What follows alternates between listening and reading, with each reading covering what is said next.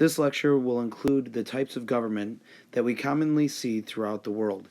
As a geography class, we look at all different types of countries, and we will notice that many countries contain one of these four different types of government, hence the necessity to talk about them.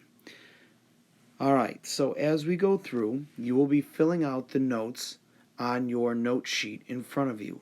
You notice that most of them are already filled out. You're just looking for keywords. The PowerPoint is going to have those keywords that you're looking for. And then I'm going to be talking about the ancillary things or the secondary things that you need to know. Remember, always look to the notes first for what you're looking to fill out on your sheet. So these are the types of government.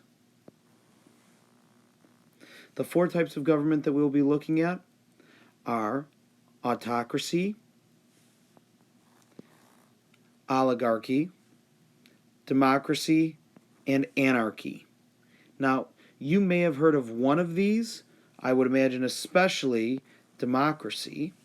You may have also heard of anarchy, but you have probably heard of autocracy just in different ways. And you've probably heard of oligarchy just when we've talked about them. You've probably thought about or heard about just one specific type of these. So as we go through, make sure that you're paying attention to the different types of government that fit into each one of these categories.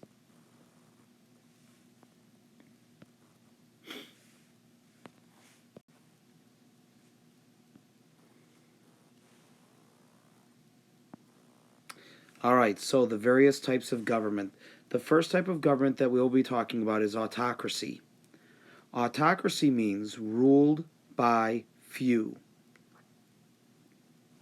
And these people have gained their power either by inheritance or by military power. Autocracy is a system of government in which supreme power is concentrated in the hands of one person, whose decisions are subject to neither external legal restraints nor regularized mechanisms of popular control. In other words, one person controls the government like a king or a dictator. These people answer to nobody and no group of people like a legislature, like we do in our government, or to even a judiciary, like a judge or a Supreme Court. They are not voted for, nor do they lose power. These are people like kings, like the kings that you think about, like King Arthur or Queen Victoria. People in these governments usually transfer their power from a king/ruler to another family member, like a son or a daughter. And if the son or daughter isn't available, then it's the next closest to kin. After that, it will go to who rules, basically based on who can battle for power better. We have seen numerous instances throughout history in which people are fighting one another for the throne after the death of the previous king. Remember, monarchs are the supreme power, as are the dictators. They do not have to go to anybody else to defend their government, to pass laws, or to decide what will be happening in that government. When we think about these types of governments, we can put them into a few different categories. Monarchy is being the first. We have two types of monarchy, absolute and constitutional. An absolute monarch has unlimited power. They can do anything that they want. They also have what's known as divine right. Divine right means that they believe that God has specifically chosen them to rule their country at this time. And so nobody can question what they do. An example of this would be in Saudi Arabia. You might also remember that I said before King Arthur. He was the guy that took the sword out of the stone and basically became one of the strongest powers of Great Britain at the time. The other type of monarchy that we are currently seeing is a constitutional monarchy. Constitutional monarchs share power between the legislative branch and then the monarch. In this case, the monarch is more of a ceremonial leader.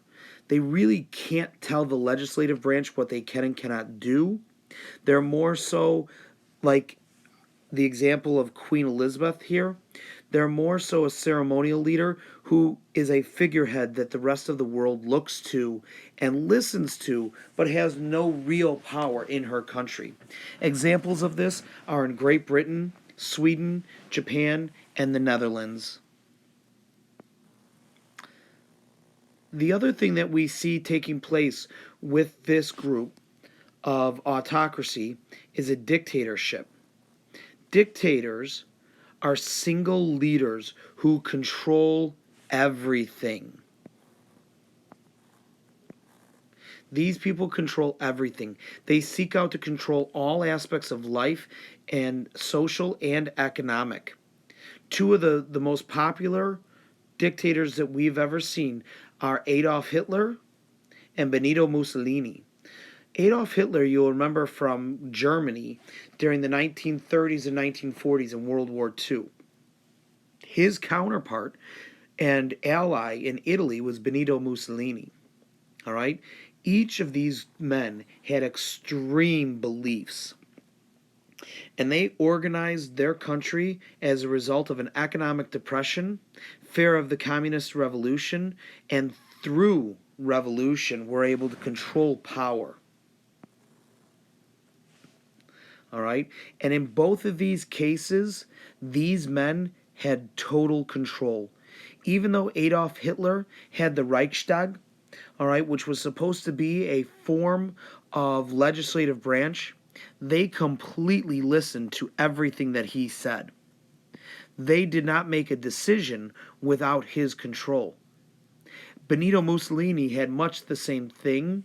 And remember, this is Benito. Benito Mussolini had much of the same thing in Italy.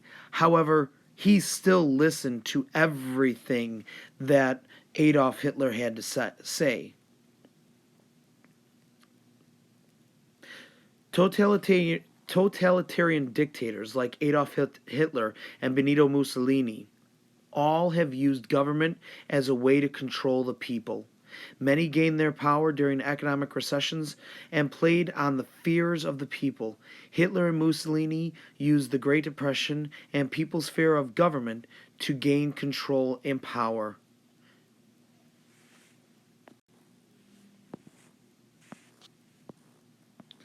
The next type of government that we'll be talking about is known as an oligarchy. Oligarchy means ruled by a few. Rule and command in a form of government, rule or to command, and is a form of power structure in which the power effectively rests with a small number of people. These people might be distinguished by nobility, birth, wealth, family ties, education or corporate, religious or military control.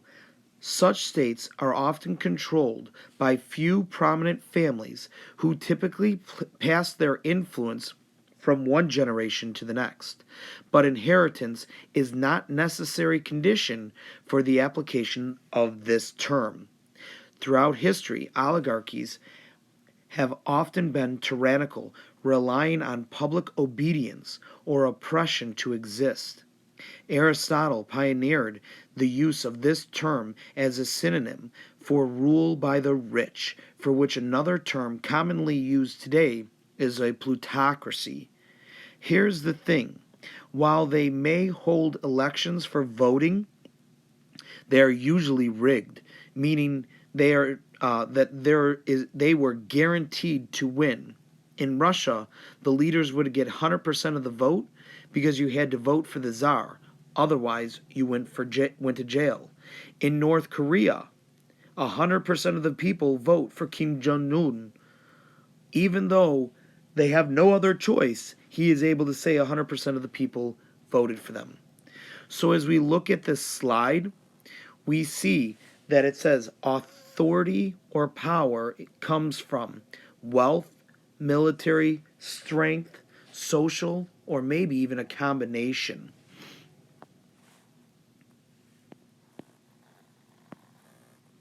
Sometimes religious is the source of power.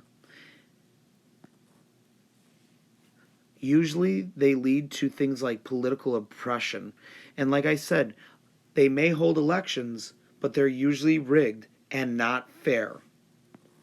And they also may have a legislative branch like our Senate or our House. But again, they really are only symbol heads and have no actual control, no power, no authority to overrule those small group of people that are actually in charge. We see examples of this in China, North Korea, and Venezuela.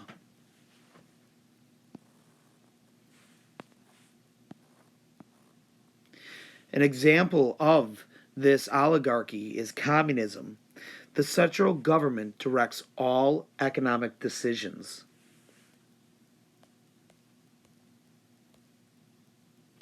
All right? And so communism controls the government and the economy at the same time. Basically, the government decides what will be made in the economy and the jobs that people will do. The idea is that this way everyone gets an equal share of everything. But the problem, and it solves the problems of capitalism, all right, through this government control. However, people are greedy and will unequally distribute wealth to mostly the favorites. As a result, tension and poverty exists for the unfavorable. All right, and communist countries are mostly oligarchies, such as China and North Korea. The next type of government is democracy. In modern usage, it is a system of government in which the citizens exercise power directly or elect representatives from among themselves to form the governing body, such as a parliament. Democracies is sometimes referred to as rule of the majority. Democracy was originally conceived in classical Greece, where political representatives were chosen by a jury from amongst the male citizens. The rich and poor were usually not involved. Democracies consist of four key elements. One, a political system for choosing and replacing the government through free and fair elections. Two, the active participation of people as citizens in politics and civic life. Three, protection of human rights of all citizens. And four, a rule of law in which the laws and procedures apply equally to all citizens. The two main types of democracy that we will talk about are direct democracy and representative democracy. Democracy contrasts with forms of government where power is either held by an individual as an absolute monarch or where power is held by a small number of people, such as an oligarchy. Nevertheless, these oppositions, inherited from Greek philosophy, are now ambiguous because contemporary governments have mixed democratic, oligarchic, and monarchic elements. Karl Popper defined democracy in contrast to dictatorship or tyranny, thus focusing on opportunities for people to control their ideas and to oust them without the need for revolution. No consensus exists how to define democracy, but legal equality, political freedoms, and rule of law have been identified as important characteristics. These principles are reflected in all eligible citizens being equal before the law and having equal access to legislative process. For example, in a representative democracy, every vote has equal weight. No unreasonable restrictions can apply to anyone seeking to become a representative, and freedoms of the eligible citizens to secure by legitimate rights and liberties which are typically protected by the Constitution. Other uses of democracy include direct democracy.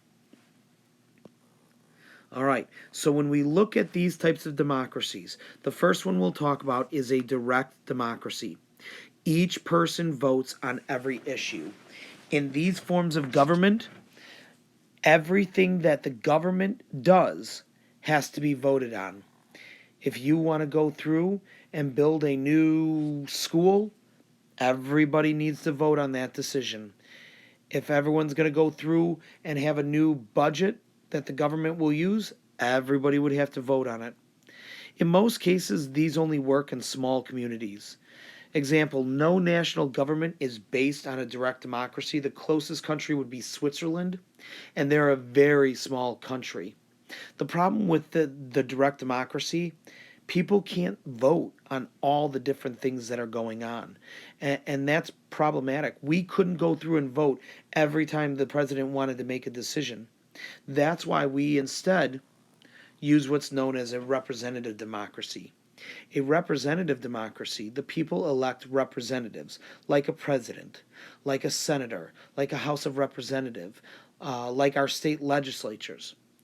Those reps are voted in for a certain period of time, and they make the decisions for us in our stead.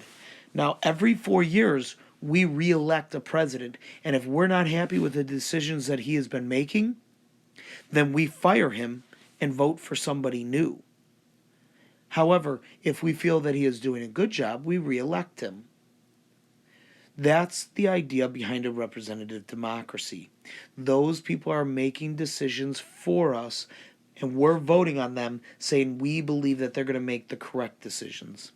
The head of state is usually a president who is elected for a specific term. That pretty much wraps up our democracies. And the last group of government that we'll talk about is anarchy. Anarchy is absence of political authority, the freedom to make their own decision, but usually chaos is what rules. When we look at the official definition of an anarchy, it says anarchy is a condition of society, entity, or group of people, or a single person that rejects hierarchy. The term originally meant leaderlessness, but in 1840, Pierre Joseph Proudhon adopted this term in his treatise, What is Property, to refer to a new political philosophy, anarchism, which advocates stateless societies based on voluntary association. In practical terms, anarchy refers to the curtailment or abolishment of traditional forms of government. Examples, as of 2015, there are no countries ruled by anarchy, even though some anarchist regions exist in countries such as Afghanistan and Somalia. Now, talking about Somalia, let's get into a little bit further of what happened and why anarchy reigned for a short time there.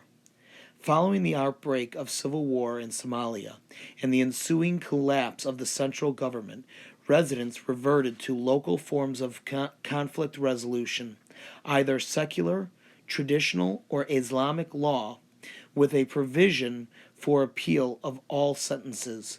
The legal structure in the country was thus divided along three lines: civil, religious, law, or customary law.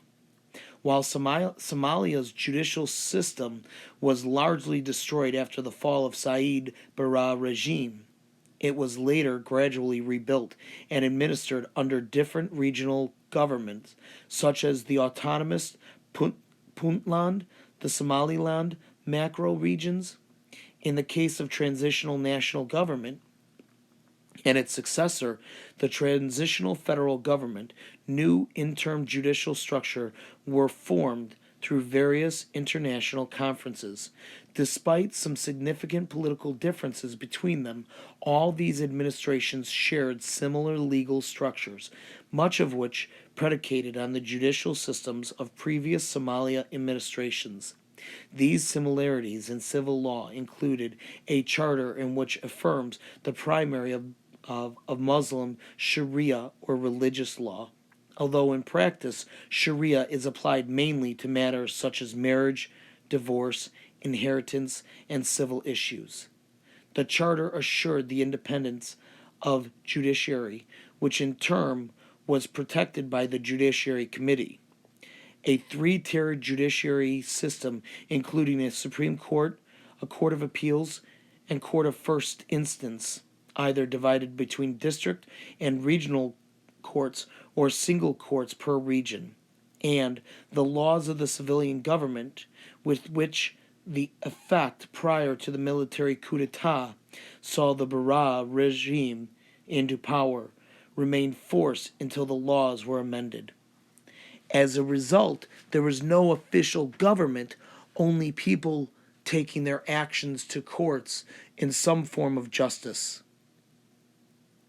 Now that you have finished your guided notes and we have finished this lecture, I need you to now go to the next slide in your blend space activity and complete the quiz. The quiz is only 10 questions wrong. It is multiple choice, and you will get the feedback instantaneously from your answers. When you are done with your quiz, you will see there are 4 more videos for you to watch after this. You should be busy the entire period and working